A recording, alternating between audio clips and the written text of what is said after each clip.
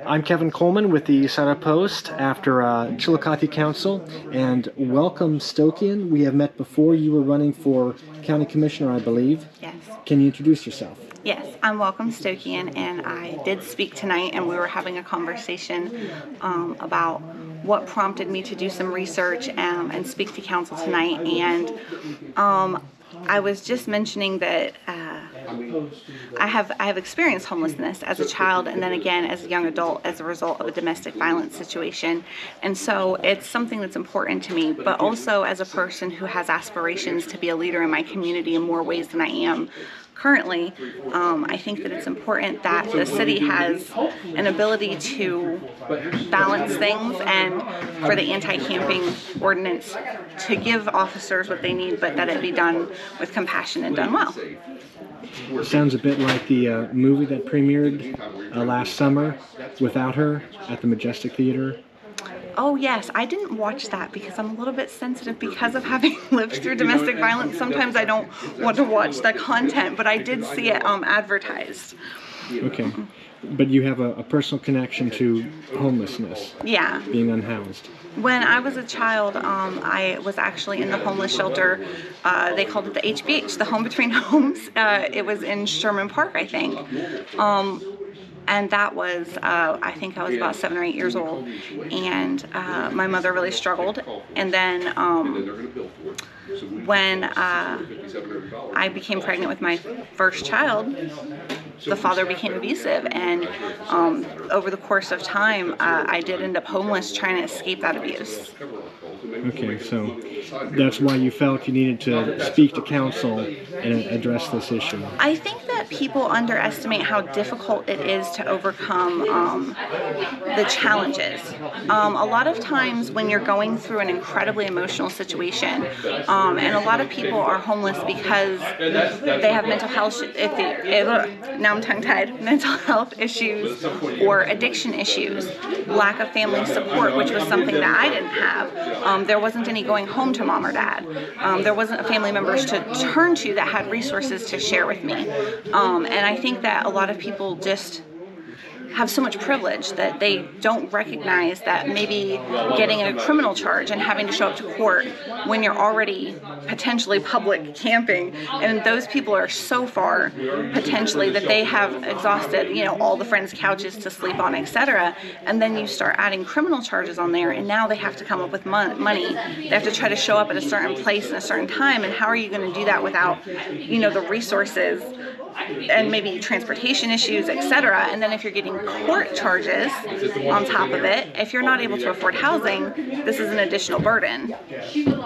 So you said that you don't represent any group? Or I'm not working with any group, no. I just did the research on my own, and there are a lot of groups that I follow and read information from, but nothing I'm affiliated with. All right, we'll see how this goes, and I do have you read a prepared script to council. Yeah. Well, I'll also have in print. So. Okay. All right. Well, thank you very much. No problem. My name is Welcome Stokien, and I live at 384 East Water Street, Chillicothe.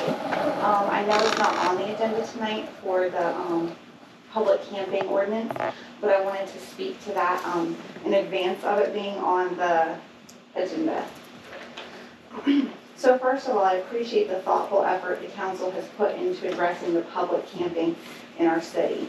This issue requires balancing public safety, cleanliness, and accessibility with compassion and long-term solutions for homelessness. I propose 2 key actions. Resources listed on 24-hour notices whenever officers post the 24-hour notice to evacuate the area or to move a camping shelter. This ensures that individuals are informed about available help. In addition to that, a 3-warning system before legal action. Implementing a system providing 3 warnings before escalating to legal penalties, recognizing that chronic challenges unhoused people may face while still promoting accountability. While this city may have some other options available, I also encourage council to adopt a comprehensive approach incorporating these 9 best practices for addressing homelessness.